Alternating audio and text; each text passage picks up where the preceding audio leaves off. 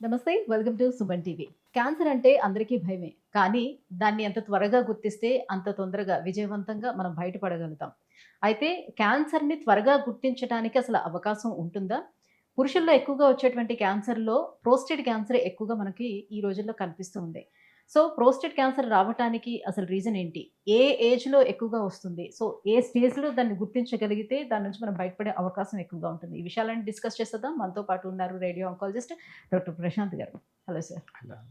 Sir, పురుషుల్లో ఉన్నటువంటి prostate గ్రంథి పనితీరు ఏంటి అసలు? ప్రోస్టేట్ క్యాన్సర్ అనేది ఎందుకొస్తుంది పురుషుల్లో?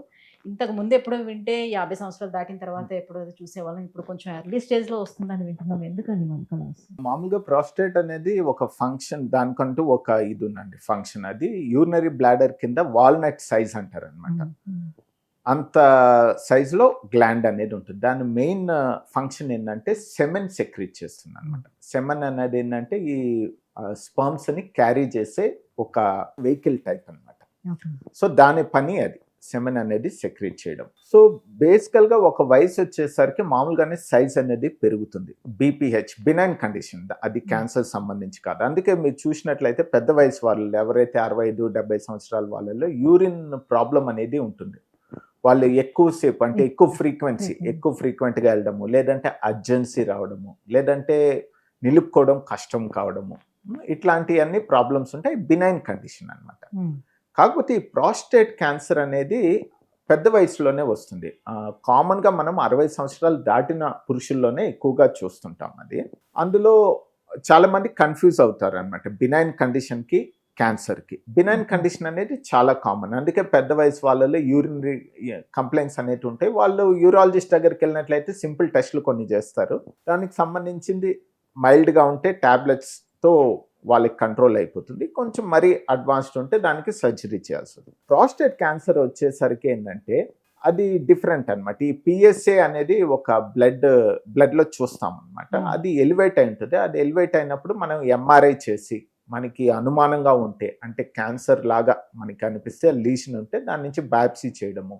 బయాప్సీ అంటే ముక్క పరీక్ష చేసి నిర్ధారణ అయ్యాక పిఎస్ఎంఏ పెట్ స్కాన్ అని ఉంటుందండి. పిఎస్ఎంఏ అది చేసి ఏ స్టేజ్లో ఉందని చూసుకొని దానికి సంబంధించి మనం ట్రీట్మెంట్ ఇవ్వడం జరుగుతుంది. అంటే వేరే స్టార్టింగ్ స్టేజ్‌లో ప్రోస్టేట్ క్యాన్సర్‌ని గుర్తించడం సాధ్యం అవుతుందా? లేకపోతే థర్డ్, ఫోర్త్ స్టేజ్ వరకు ఇది అసలు బయటపడదంటారా? దాని లక్షణాలు ఏం తెలియకుండా ఉంటాయి? యాక్చువల్గా ప్రాస్టేట్ క్యాన్సర్లో 3వ స్టేజ్ వరకు ఏం సిమ్టమ్స్ ఉండవండి. అందుకే స్క్రీనింగ్లో ఇప్పుడు ప్రాస్టేట్ క్యాన్సర్ని కూడా చేర్చడం జరిగింది. ఎవరైతే 50-55 సంవత్సరాలు దాటారో కనీసం 3 సంవత్సరాలకు ఒకసారి సింపుల్ పిఎస్ఏ టెస్ట్, బ్లడ్ టెస్టే అది అన్ని చోట్ల అందుబాటులో ఉంది. ఈవెన్ చిన్న టౌన్స్లో కూడా ఆ టెస్ట్ అనేది అవైలబుల్ ఉంటుందండి. పెద్ద ఎక్స్పెన్సివ్ కూడా ఏం కాదు.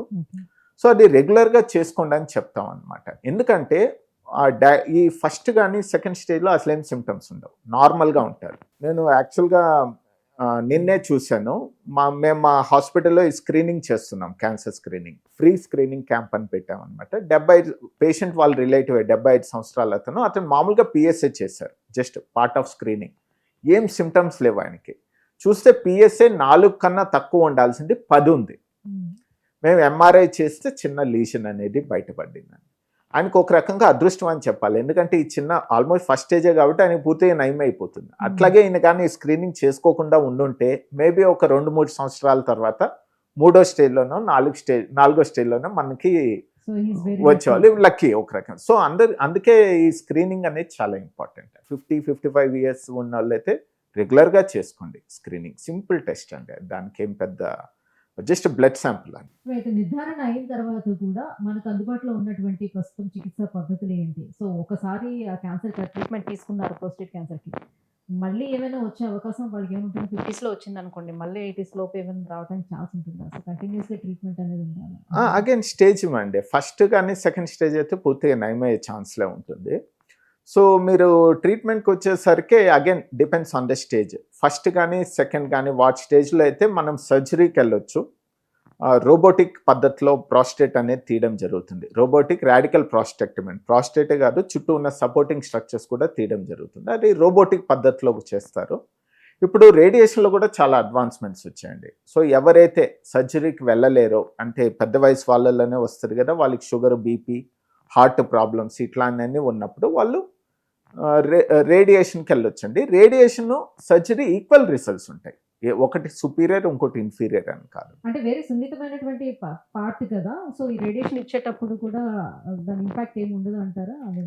వేరే అవునండి, మంచి. ఎందుకంటే ఇప్పుడు IGRT టెక్నిక్స్ అని అడాప్టివ్ ట్రీట్మెంట్స్ అని ఇవన్నీ వచ్చాయి. ఎందుకంటే అది చాలా క్రిటికల్ మీరు చెప్పింది. ఎందుకంటే పెద్ద పేగు ఉంటుంది వెనకాల, పైన యూరినరీ బ్లాడర్ ఉంటుంది. మనం ఇచ్చే ట్రీట్మెంట్ ఏంటంటే ప్రిసైజ్గా ఆ చిన్న పార్ట్ ఏదైతే ఉందో ప్రాస్టేట్ దాని వరకే వెళ్ళాలన్నమాట.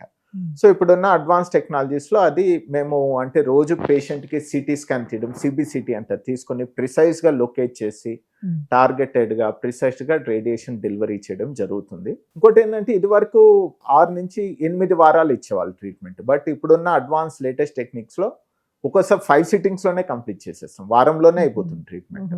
కొంచెం అడ్వాన్స్ 5 సిట్టింగ్స్లో కాకపోయినా కనీసం 20 సిట్టింగ్స్లో మేము కంప్లీట్ చేయాలి, అంటే 4 వీక్స్లో అయిపోతుంది ట్రీట్మెంట్. రేడియేషన్ అనేది అవుట్ పేషెంట్ ట్రీట్మెంట్ అండి, అడ్మిషన్ అనేది ఏం అవసరం లేదు. డైలీ ఒక 20 to 30 minutes ఉంటుంది ట్రీట్మెంట్. రోజు ఆ టైంకి వచ్చి చేసుకుని అవుట్ పేషెంట్ ఇంటికి వెళ్ళిపోవచ్చు వాళ్ళు. సో అదేం ప్రాబ్లం కాదు. రైట్. ట్రీట్మెంట్ తీసుకున్న తర్వాత కూడా వాళ్ళ జీవన శైలి అనేది ఏ రకంగా ఉండాలంటారు?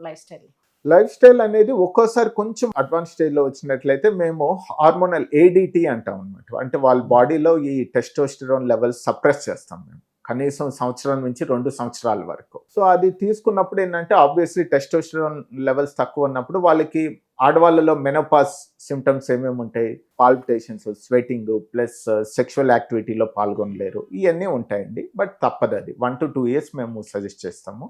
ఆ తర్వాత అది ఆపేస్తాం. అది సో అంటే ఆఫ్టర్ దట్ కూడా వాళ్ళ లైఫ్ స్టైల్ అలానే ఉంటుందా, లేకపోతే అంటే వాళ్ళకి ఏమైనా ఎరెక్టైల్ డిస్ఫంక్షన్స్ రావటం కానీ, లేకపోతే ఆ quality of life more or less same ఉంటుందండి. ఇప్పుడున్న రేడియేషన్ పద్ధతిలో మేము ఆ పినైల్ బల్బ్ అనేది, అంటే ఆ నర్వ్స్, క్రిటికల్ నర్వ్స్ ఏవైతే ఉంటాయో ఎరెక్టైల్ ఫంక్షన్ కి, అవన్నీ మేము స్పేర్ చేస్తాం. అంటే రేడియేషన్ తో డ్యామేజ్ కాకుండా చేస్తాం కాబట్టి అదేం ప్రాబ్లం ఉండదు. బట్ ఆ హార్మోనల్ ట్రీట్మెంట్, ఆ సప్రెస్ అయిన ట్రీట్మెంట్ జరిగిన రోజులు కొంచెం ఇబ్బంది అయితే పడతారు, చాలా వరకు క్యూర్ అవుద్ది. బట్ అదే అనమాట, ఒకవేళ 4వ స్టేజ్లో వచ్చారనుకోండి, ఈ జీవితాంతం వాడుకోవాలండి ఈ హార్మోనల్ ఇంజెక్షన్స్, ఇవన్నీ వాళ్ళు ఎప్పటికీ వాడాల్సి వస్తుంది.